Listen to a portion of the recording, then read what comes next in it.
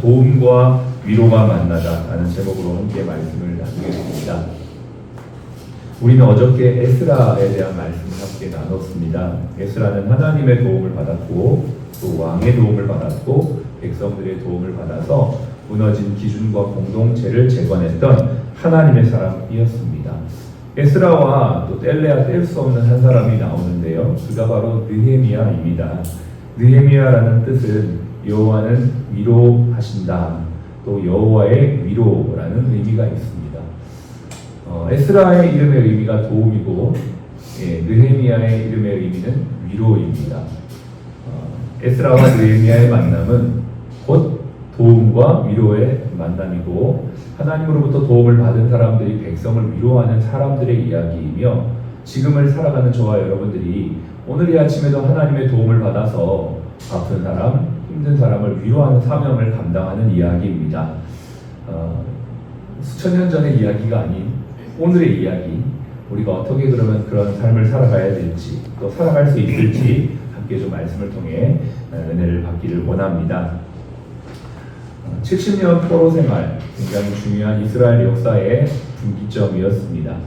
하나님은 제사장 나라 거룩한 시민이라는 비전으로 이스라엘 공동체를 세우셨지만 그들은 하나님의 말씀을 떠나 세상과 벗하며 이방신을 섬기며 하나님의 율법을 버린 결과 하나님의 약속의 말씀, 율법의 심판의 결과이라고 하죠.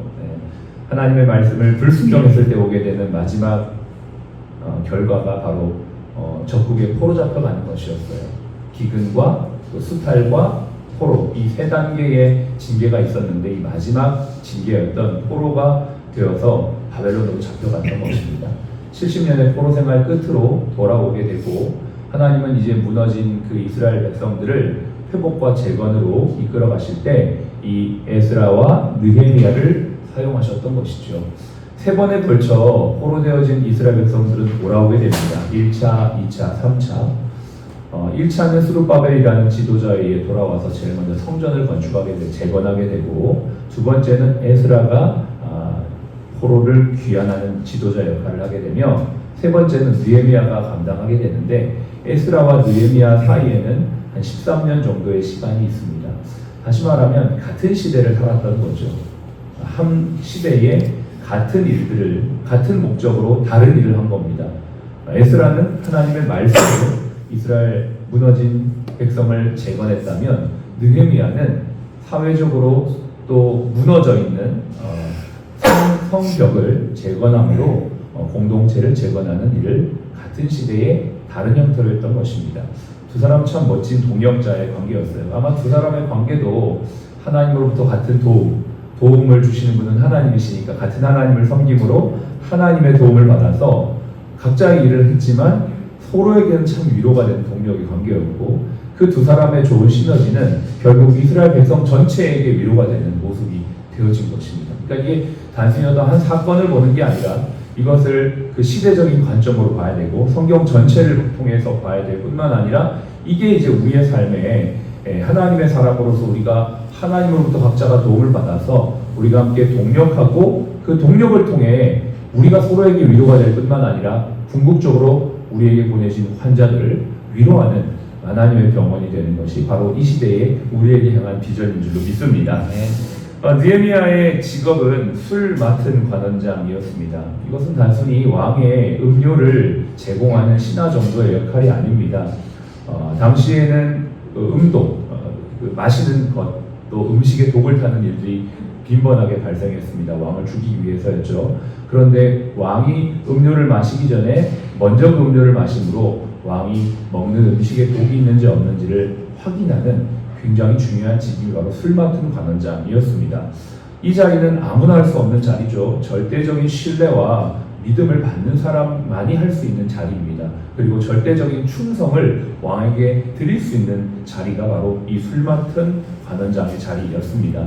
술을 드리면서 아마 왕과 깊은 대화, 아마 친밀하고 내밀한 대화까지도 했던 그런 자리였습니다. 실제로 느헤미야 2장에 보면 느헤미야는 왕 앞에 음료를 드리러 갔을 때 느헤미야의 얼굴에 수색이 가득한 걸 보고 아닥사스 왕은 질문을 하죠. 왜 내 얼굴이 수색이 가득하느냐, 내가 병이 없는데 왜 그러냐 했더니 이제 느헤미야 자신의 속에 있는 깊은 내밀한 이야기를 왕에게 함으로 말미암아 왕의 허락을 받아냅니다. 제가 얼굴이 어두운 이유는 우리 예루살렘의 성전이 성벽이 무너졌다는 슬픈 소식을 들었기 때문입니다 라고 이야기를 하자, 그러면 내가 너에게 필요한 제목도 주고 또 군사도 보내어서 안전하게 가서 그 일을 하게 하겠다 라고 하는 그런 내밀한 이야기까지 할 수 있는 관계가 바로 이러한 관계였죠. 뿐만 아니라 정치적인 감각, 행정적인 능력도 가진 직위가 여기였습니다. 느헤미야는 실제로 52일 만에 무너진 성벽을 재건할 뿐만 아니라 무너져 있는 사회적인 여러 가지 기반까지도 회복하는 그러한 탁월한 리더였던 것이죠. 이 일을 했던 사람이 바로 느헤미야였습니다. 오늘 그러한 흐름 속에서 8장을 읽었습니다. 결국 어떻게 되었습니까? 52일 만에 무너진 성벽이 재건되어지고 초막절이라고 하는 이 절기에 에스라와 느헤미야는 합작해서 하나님의 백성을 다시금 세우는 일을 했던 것입니다. 8장 6절부터 12절의 내용이 바로 그 정점에 있는 내용인데요. 특별히 이스라엘 백성들에게 에스라는 말씀으로 무너진 저들의 영적인 기초를 회복시킵니다. 하나님의 말씀을 전하고 그 말씀을 들려주자 그 말씀을 들은 자들은 자신들의 무너진 삶과 혼탁해져 있는 영적 상태를 안타까워하며 회개의 눈물을 흘리자 이때 느헤미야와 에스라는 이렇게 말하죠. 오늘은 초막절 성일이다. 슬퍼하지 말라. 하나님이 주시는 회복의 절기, 기쁨의 절기이니 기뻐하라. 그러면서 여호와를 기뻐하는 것이 너희의 힘이니라. 이 멋진 말로 저들을 위로합니다. 그런데요, 우리가 이 말씀을 잘 알지만 조금 더 깊이 있게 이 본문 12절을 특별히 보게 되면 이러한 표현이 나옵니다. 12절을 같이 한번 읽어보겠습니다. 모든 백성이 곧 가서 먹고 마시며 나누어주고 크게 즐거워하니 이는 그들이 읽고 들려준 말을 밝게 하리라. 예, 그렇습니다. 읽고 들려준 말, 그것은 바로 율법의 말씀이죠. 이 말씀을 밝히 알았다라는 표현을 합니다. 이것은 단순히 지식적으로 알았다라는 의미를 넘어서 이들이 하나님의 율법의 내용과 의미를 깨달았다라는 의미입니다. 하나님의 말씀의 율법은 무엇입니까? 단순히 하라, 하지 말라의 어떤 그런 서술을 표현하는 게 아니라 하나님의 마음이 담겨 있고 하나님의 공의와 하나님의 회복의 은혜가 담겨 있는 것이죠. 특별히 신명기에 보면 하나님께서 범죄한 이스라엘 공동체를 회복시키실 때 너희가 내 말, 즉 율법을 듣고 내게로 다시 돌아와 회개하면 내가 포로된 자들을 불쌍히 여기사 너희들을 다시 모으고 복을 주시겠다라고 하는 하나님의 회복의 약속이 율법에 있거든요. 그 이야기를 에스라를 통해 들었던 것입니다. 그것을 깨닫자 자신들의 죄와 안타까움의 회개가 결국 하나님의 회복으로 연결된다는 걸 깨달았고 그거를 알므로 말미암아 마음의 진짜 위로를 받았던 것이죠. 여러분, 우리에게 있어서의 진짜 위로가 어디에서부터 옵니까?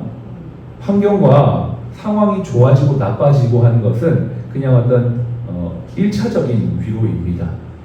우리가 보여지는 현실과는 달리 하나님의 약속의 말씀이 성취되고 그 약속의 말씀이 내게 깨달아질 때, 즉 믿어질 때 그게 진짜 위로가 되는 거예요. 환경과 상황을 초월하는 위로, 이걸 에스라와 느헤미야는 경험했고 그 경험을 지금 이스라엘 백성들에게 나누어 줌으로 말미암아 진정한 위로자의 역할을 감당하고 있는 것을 우리는 이 말씀을 통해 볼 수가 있습니다. 그렇습니다.